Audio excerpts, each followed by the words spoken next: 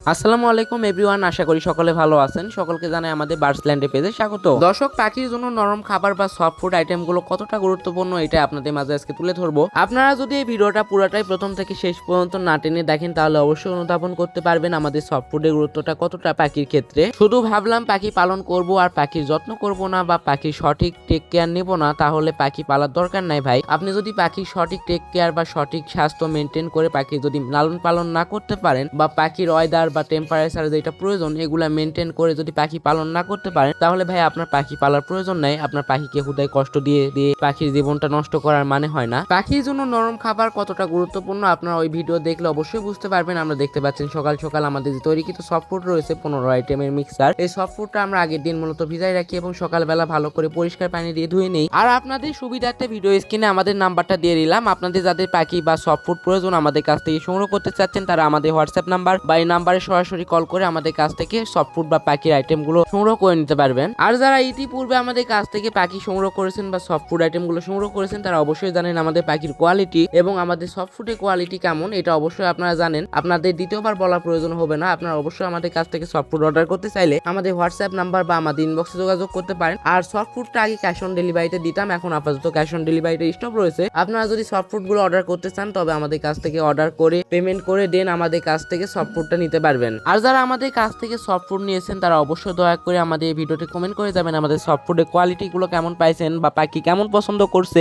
অবশ্যই দয়া করে সঠিক রিভিউ দিয়ে যাবেন, কারণ ভুলভাল রিভিউ দিয়ে কাস্টমার নষ্ট করার মানে হয় না। আর আমার আজকের এই ভিডিওটা আপনারা কে কোন জেলা থেকে দেখতেছেন অবশ্যই কমেন্ট করে যাবেন। আর যারা আমাদের খামারে ভিজিট করতে চাচ্ছেন তারা আমাদের নাম্বারে যোগাযোগ করে তারপরে আসবেন, কারণ অনেক সময় কাজে ব্যস্ততার কারণে বাইরে থাকা হয়। আপনারা অবশ্যই চেষ্টা করবেন আমার সাথে যোগাযোগ করে পরবর্তীতে আসার। আর আমাদের পাখিগুলা কি পরিমাণে সফট ফুড পছন্দ করে তা আপনাদের ভিডিও স্ক্রিনে সরাসরি দেখিয়ে দিলাম। আর যারা আমাদের কাছ থেকে পাখির সফট ফুড নিয়েছেন বা সফট ফুড গুলো পাখি পছন্দ করছেন না, তারা কিভাবে সফট ফুডে পাখিদের অভ্যস্ত করবেন। সফট ফুডে পাখিদের অভ্যস্ত করার মেন উপকরণ হচ্ছে আপনাদের পাখির যে সিড মিক্সের বাটিগুলো রয়েছে এগুলো আগের দিন রাতে বের করে রাখবেন আর সকালবেলা উঠে প্রথমে সফট ফুড গুলো পাখিদের দিয়ে দিবেন। আর এইভাবে যদি টানা 7 দিন কন্টিনিউ করেন তাহলে আপনার পাখিগুলো সফট ফুডে অভ্যস্ত হয়ে যাবে। আর সফট ফুড গুলো খাঁচায় রাখতে পারবেন 3 থেকে 4 ঘন্টা। 3 থেকে 4 ঘন্টা পর সফট ফুড গুলো খাঁচা থেকে বের করে নেবেন অবশ্যই। তো দর্শক, আজকে ভিডিও এই পর্যন্ত। আপনার ভালো থাকবেন, আল্লাহ হাফেজ।